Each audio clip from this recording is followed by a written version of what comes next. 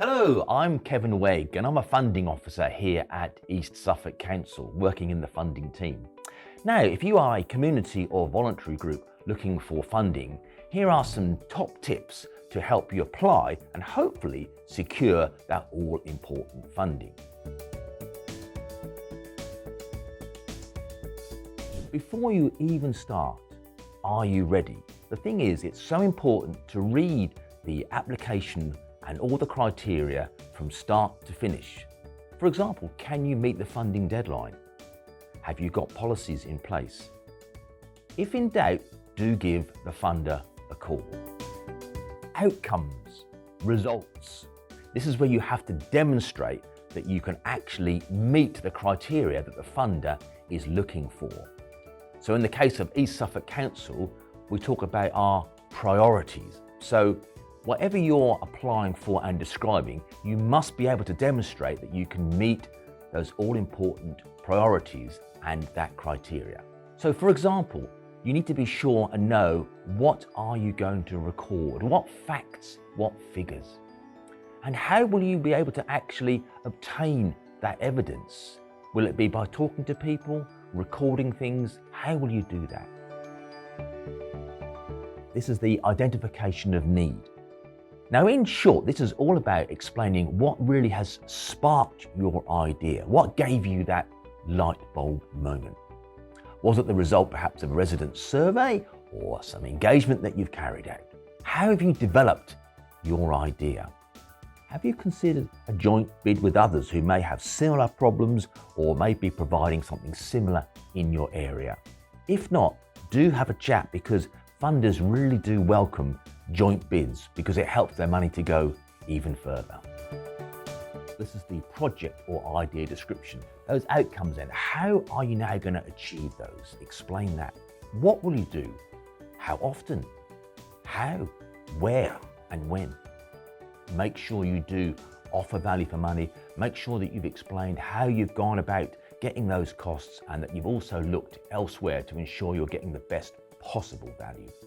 How will it relate to your beneficiaries? Those are people you will have explained about earlier on in your application. How many of those will you reach? That's really, really key. And do bear in mind that the panel reviewing your project may not know anything about it.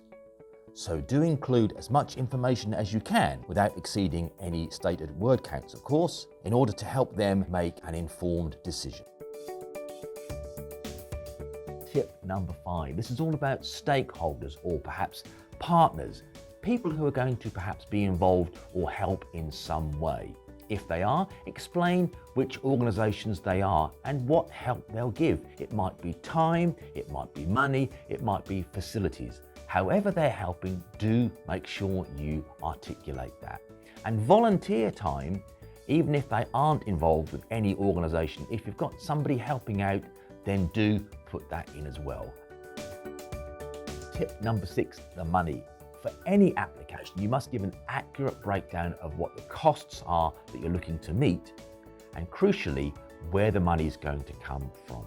You need to explain what funds you've already got, what match funding you may have secured from elsewhere, the grant or the amount that you're applying for, and also any shortfall. Now, when I say shortfall, that means that if you're fundraising and you haven't got enough, even if you get a grant, say from us here at the council, you need to explain how you're going to try and make up that shortfall.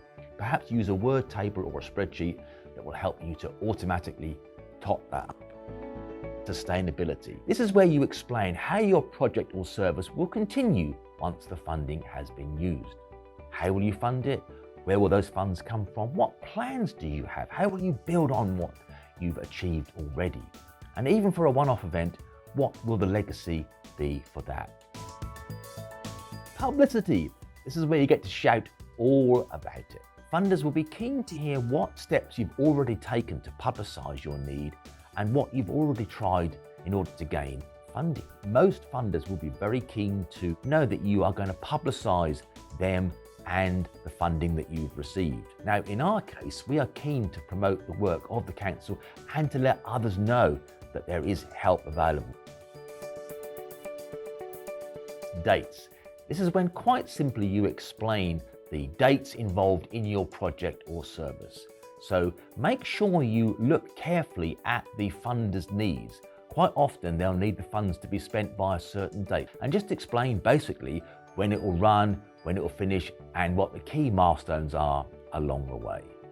Number 10, the final checks. Now there are two parts of this really.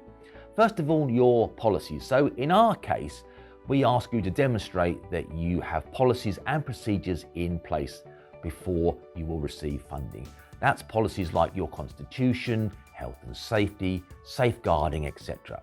So the second part then is making sure you check your answers. Now, this might sound obvious, but it's really important because most funders will not give you a second chance.